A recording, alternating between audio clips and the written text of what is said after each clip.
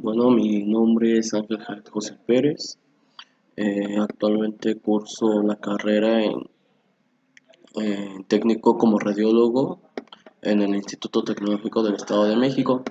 El video que será presentado a continuación es con el propósito de resumir y comprender los temas vistos en el primer parcial en cuanto a la materia de introducción a técnicas radiológicas. En este primer parcial se vieron temas como el diagnóstico por imagen, un poco sobre el descubrimiento, densidades radiológicas, que corresponde a cómo se puede ver una placa o bueno, una radiografía. Otro tema también, las posiciones y proyecciones, que es algo, digamos, muy importante dentro de los conocimientos de un técnico radiólogo, al igual que pues también las diferentes formas de manejar los equipos, los diferentes estudios que podemos hacer con lo que son los rayos X o diferente o relacionado a esto, ¿no?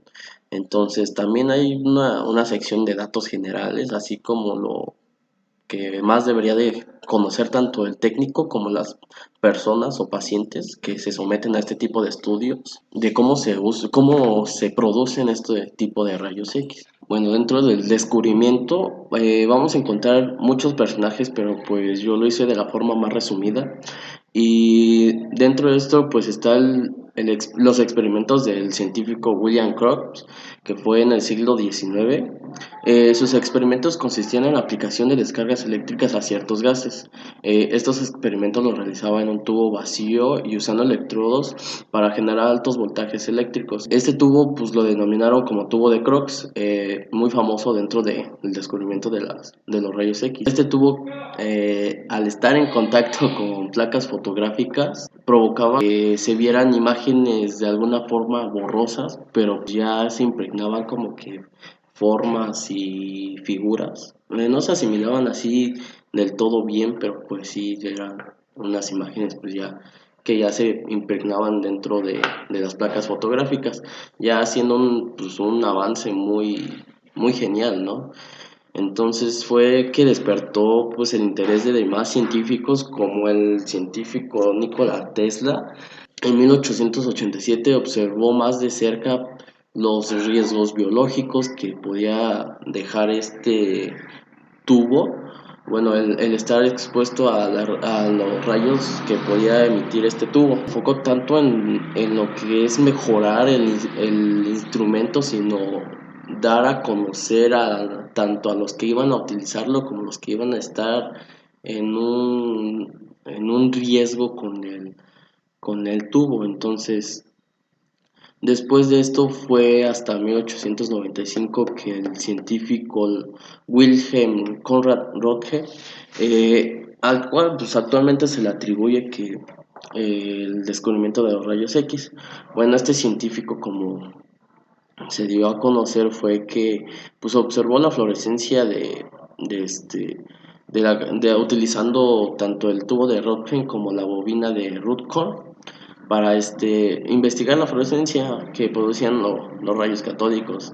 Entonces, pues él al utilizar platicianuro de bario en el tubo, pues observó que este emitía una fluorescencia de color amarillo verdoso. Y su experimento, pues nada más consistió en descubrir la, el color y también en descubrir qué tan penetrantes eran estos rayos ante cualquier material, pero había una excepción que decía que el material entre menos denso, mayor era la penetración. Entonces esa fue su deducción de él.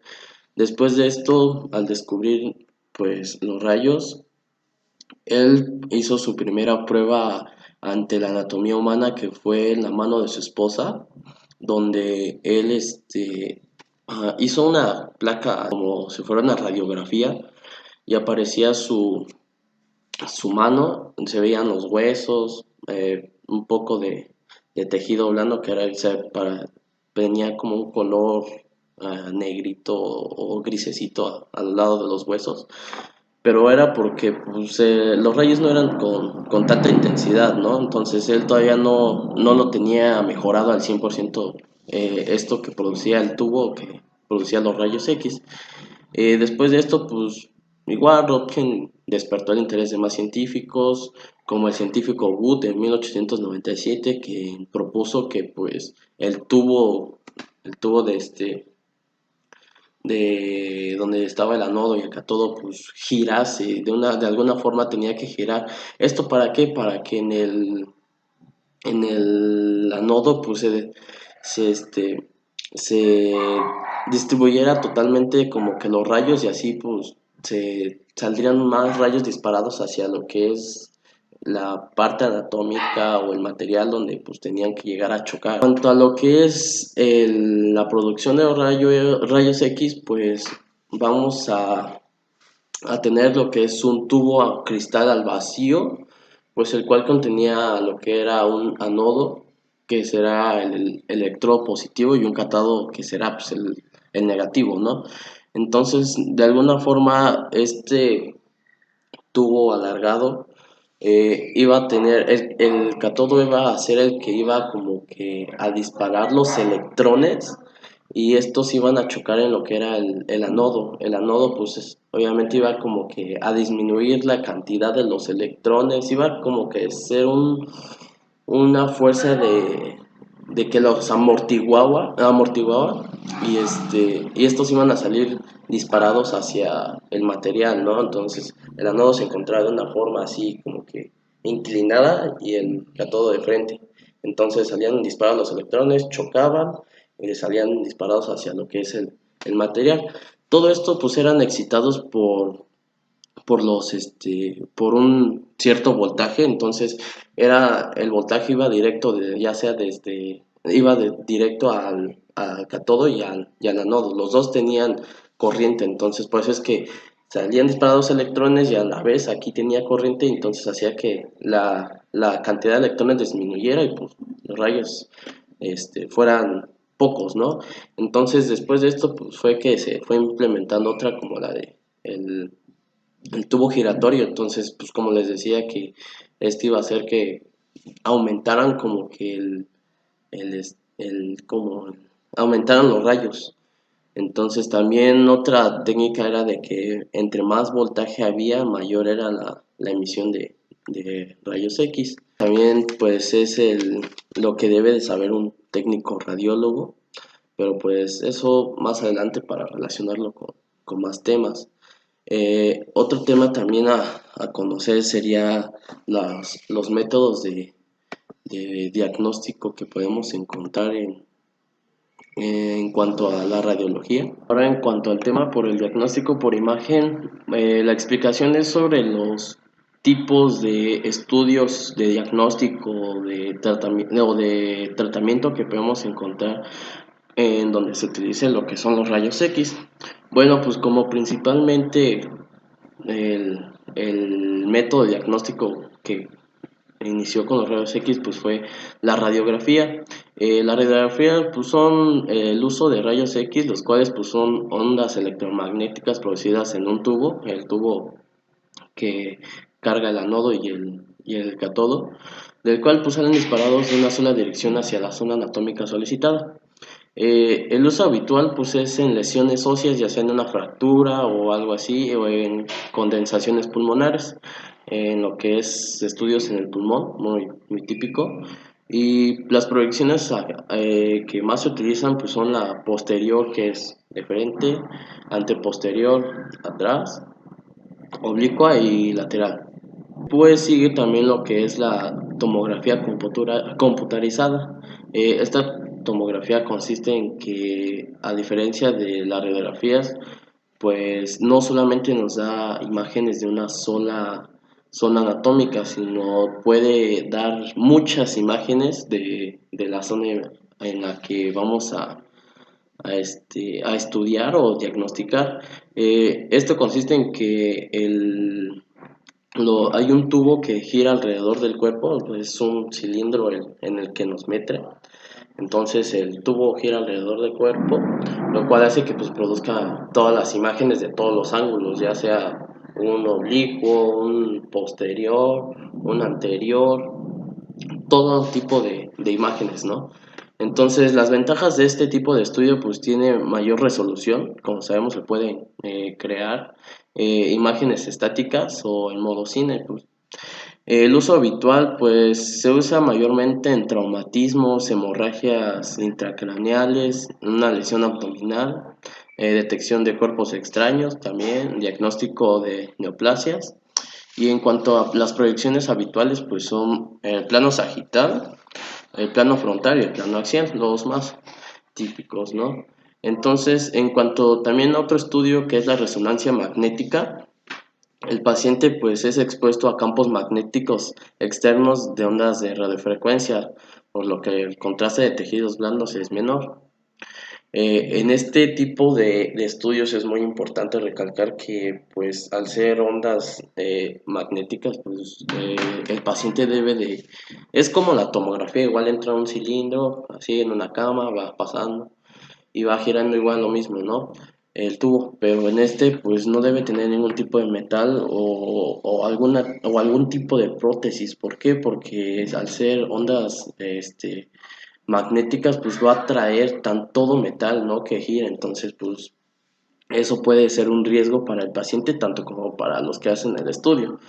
En ventajas encontramos que pues también son imágenes estáticas y dinámicas, hay una buena resolución en cuanto al contraste y una buena opción para la diagnosticación de tejido blando. Las proyecciones habituales pues son el plano sagital y plano frontal. El uso habitual, evaluar la función encefálica o la función cardíaca. Esto se refiere como que a ver cómo cómo circula. Podemos observar, ¿cómo se llaman los? eh, un ejemplo es la circulación en la función cardíaca, o sea, qué tal circula la sangre, qué tan rápido puede circular, ¿no?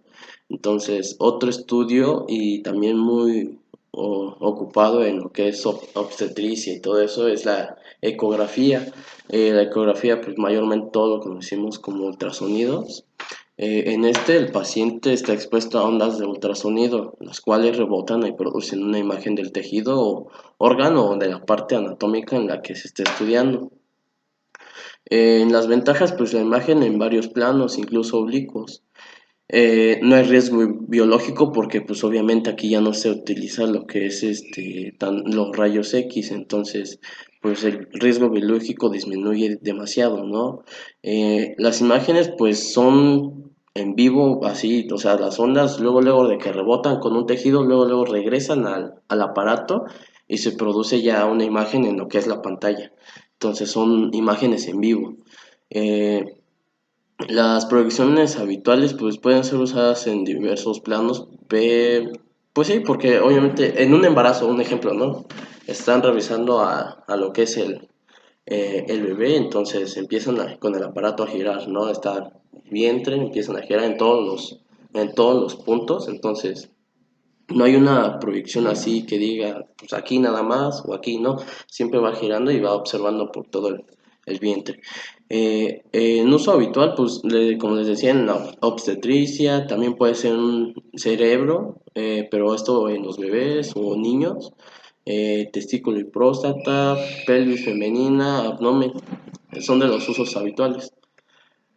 Y por último, uno también que apenas pues como que se empezó a implementar y va dando su alce es la tomografía por emisión de positrones, utilizada en pequeñas cantidades de materiales radioactivos denominados radiosonas o radiofármacos.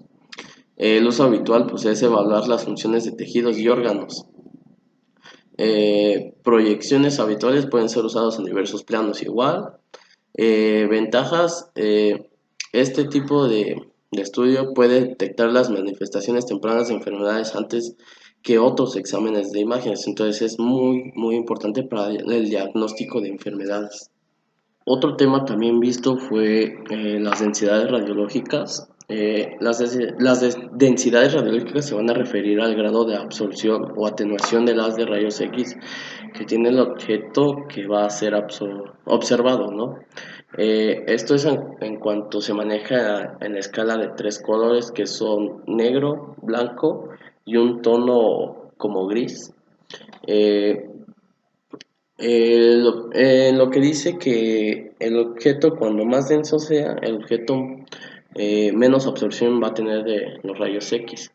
La distinta densidad de los objetos hace que exista una clasificación de cuatro densidades básicas, donde pues, se va a poder apreciar el aire de un color negro, el hueso o metales de un color blanco, la grasa de un color negro y el agua de un color gris. Dentro de las placas, pues, de las radiografías, perdón, vamos a observar estas tres escalas de colores. El aire, pues, obviamente en los pulmones, un ejemplo súper claro, donde pues, en el interior de los pulmones, pues, contenemos aire, por lo que el aire, pues, se va a encontrar dentro de una densidad de un color negro. Entonces, pues, la va a absorber más como que el haz de rayos X. La grasa va a ser de un color negro, el hueso blanco, el metal blanco. O sea, el hueso pues es algo denso, entonces los rayos X no van a lograr penetrarlo de en sí, ¿no? Totalmente. Eh, y bueno, pues como sabemos la placa, la radiografía en sí, el papel, bueno, donde se imprime, es de un color como azul, entonces va a dar los colores. Vemos que en una placa el hueso pues, se ve de un color blanco, el aire de un color negro y alrededor pues nada más se logra percibir lo que no se pudo proyectar. No, igual dentro de de la radiología, algo muy importante que debe saber un técnico radiólogo es las proyecciones radiológicas y las posiciones en las que debe posicionar a un paciente. Las proyecciones serán las que describan pues, la dirección o trayectoria del haz de rayos X, mientras que pues, la posición es cómo se va a colocar el paciente en la plancha o en la camilla, en donde pues, este, va a estar en reposo mientras se le hace el diagnóstico o el tratamiento, ya sea cualquiera de los dos. Dentro de las proyecciones podemos encontrar lo que es una posta anterior, una proyección habitualmente se le nombra PA, resumiendo su nombre.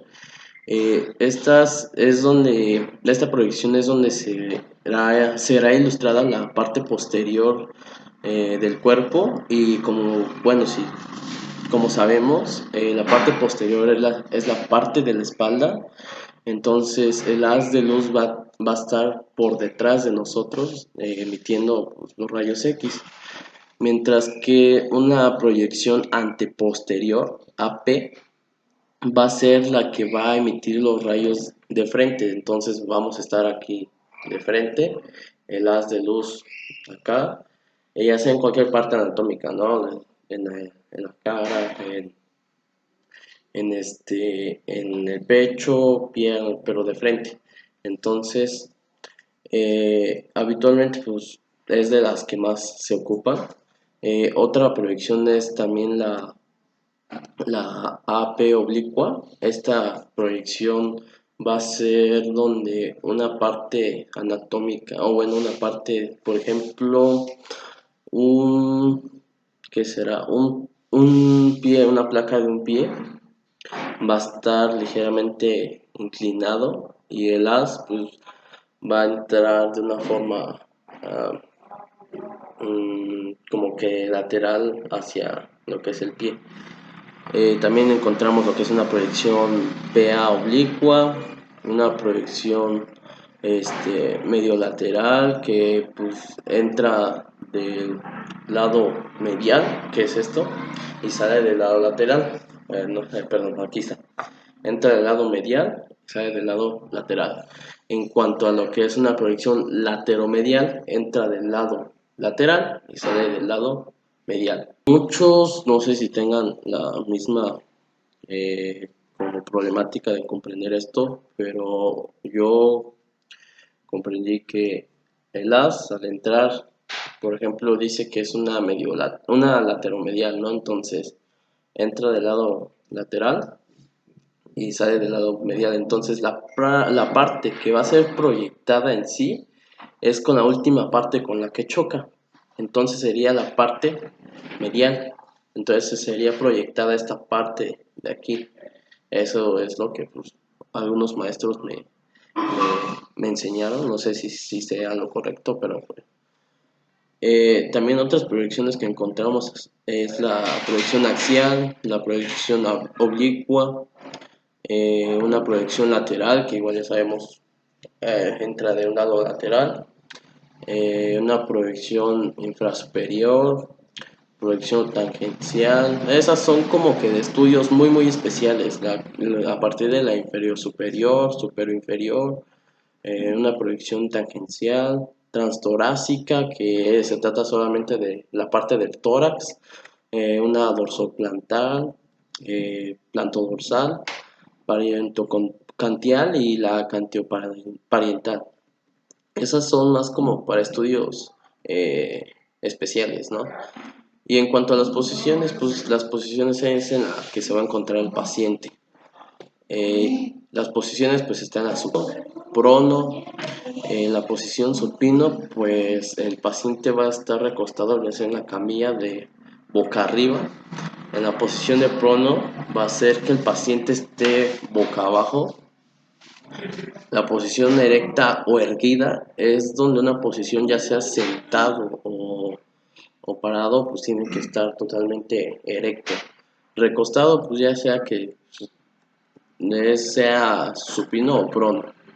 Una proyección de Trendelenburg. Esta es una proyección donde pues igual se usa en diagnósticos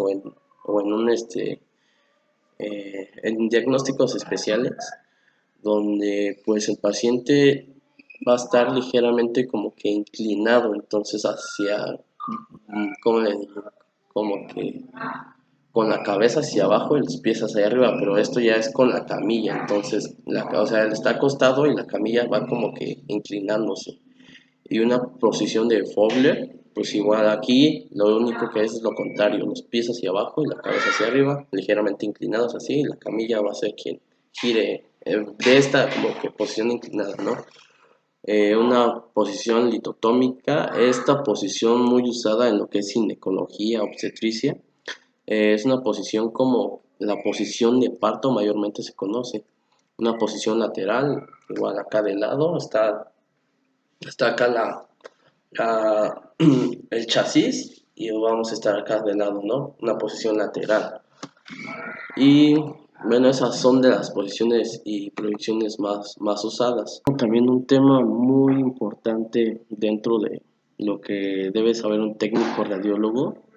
Bueno, pues este tema fue un tema de exposición, en el cual pues yo incluí lo que debe de saber un buen técnico radiólogo. Y dentro de esto, yo siento que el técnico de radiólogo debe de saber y conocer muy bien el equipo, porque a partir del conocimiento del equipo vamos a saber a partir de por qué se hace esto o lo otro, ¿no? Entonces, en el conocimiento del equipo pues vamos a tener el conocimiento de cómo se debe de ocupar en una en un equipo de radiografías. Debemos de saber cómo se producen los rayos X, ya sabemos el tubo con el anodo, el catodo, un sistema de enfriamiento, todo esto, ¿no? Eh, en cuanto al kilovoltaje, este será el voltaje que se va a aplicar al equipo. El voltaje va a medir la fuerza de penetración de los rayos X. Otro parámetro que se utiliza es el miliampere. Este parámetro va a dar la cantidad de electrones que se deben de aplicar.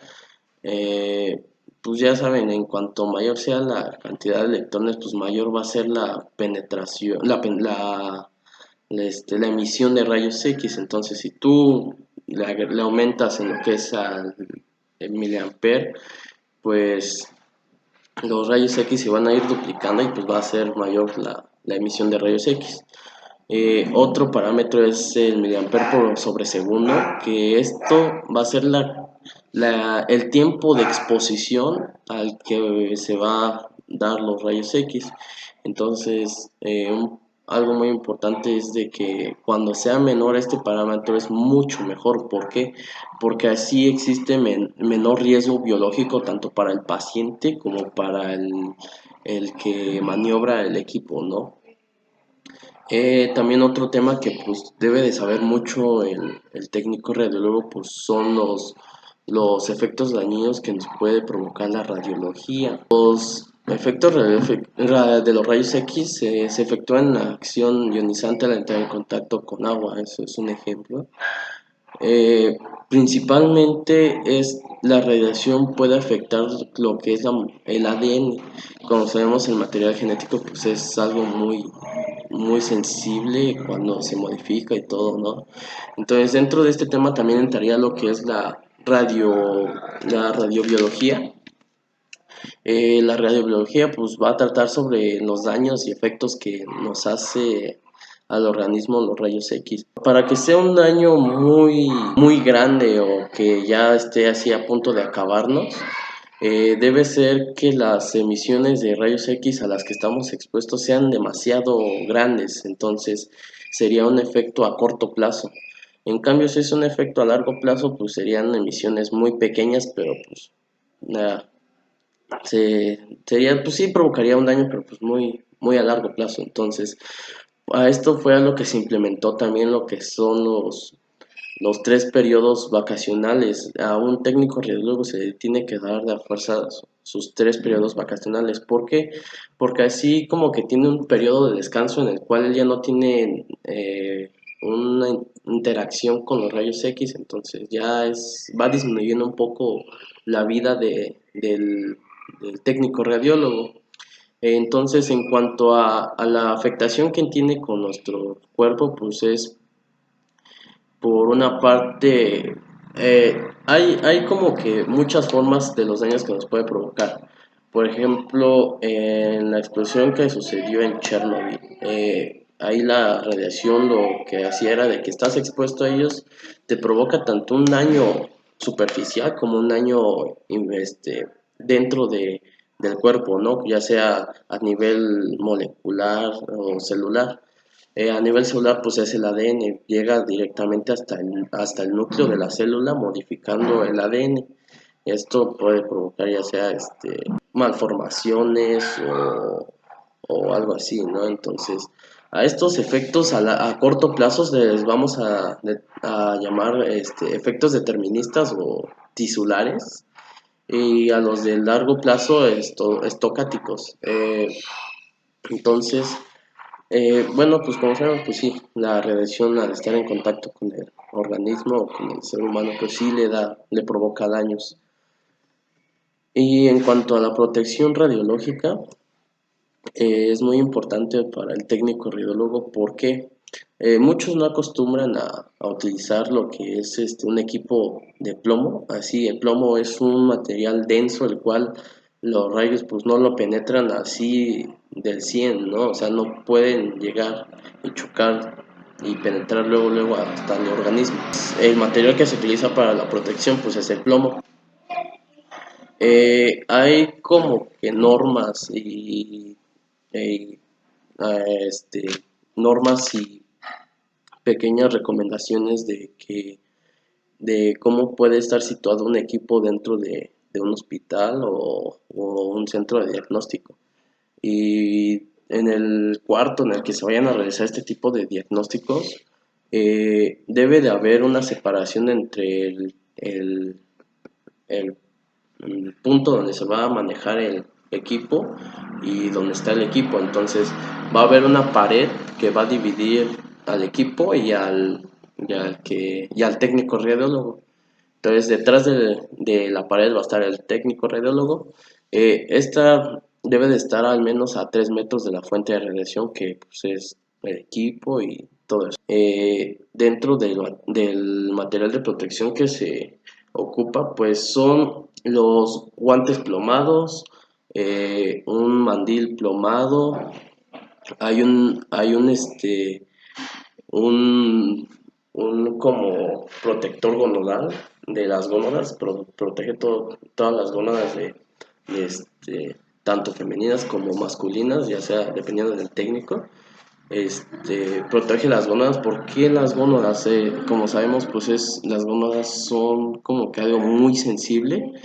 Las gónadas tienen las células reproductivas y entonces estas son las que se encuentran en desarrollo, entonces tienen un ADN ya sea muy sensible o así. Entonces en los hombres los espermatozoides y en las mujeres pues los óvulos, ¿no?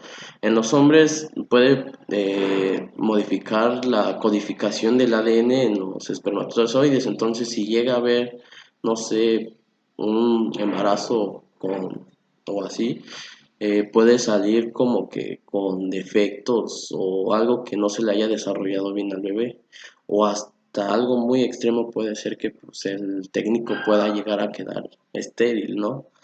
Eh, el lindaje del plomo pues debe ser de punto